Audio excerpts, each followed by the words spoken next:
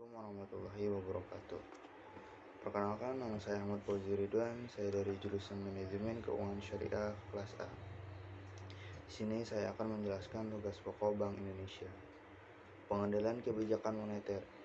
Kebijakan moneter adalah sebuah kebijakan yang dikeluarkan oleh bank sentral dalam bentuk pengaturan persediaan uang untuk mencapai tujuan tertentu.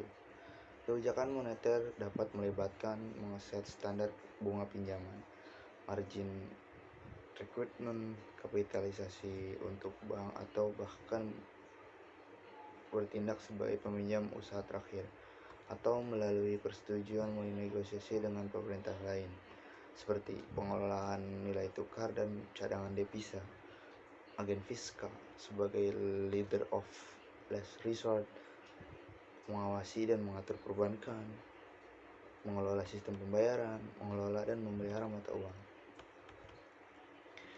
Yang kedua, maksud OJK. Jelaskan tujuan, fungsi, dan tugas OJK.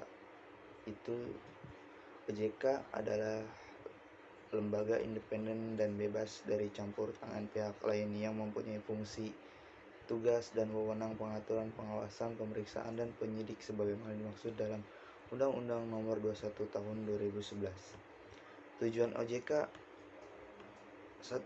Mendorong kegiatan sektor jasa keuangan agar terselenggara secara teratur, adil, transparan, dan akuntabel. 2. Mewujudkan sistem keuangan yang tumbuh secara berkelanjutan dan stabil. 3. Melindungi kepentingan konsumen dan masyarakat.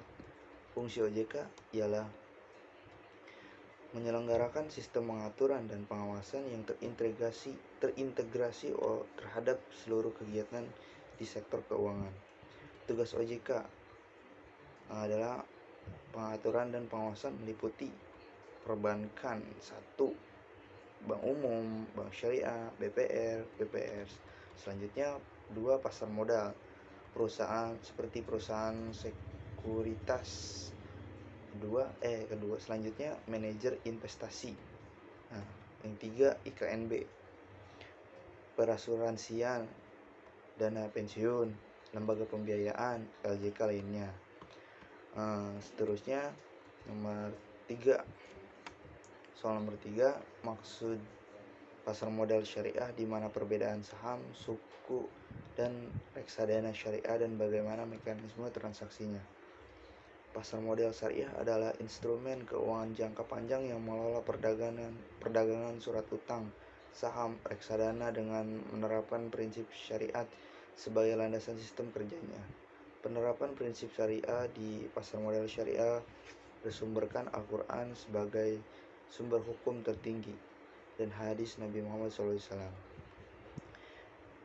Selanjutnya saham. Saham syariah merupakan salah satu jenis investasi yang diterbitkan oleh emiten yang kegiatan bisnisnya tidak bertentangan dengan prinsip syariah.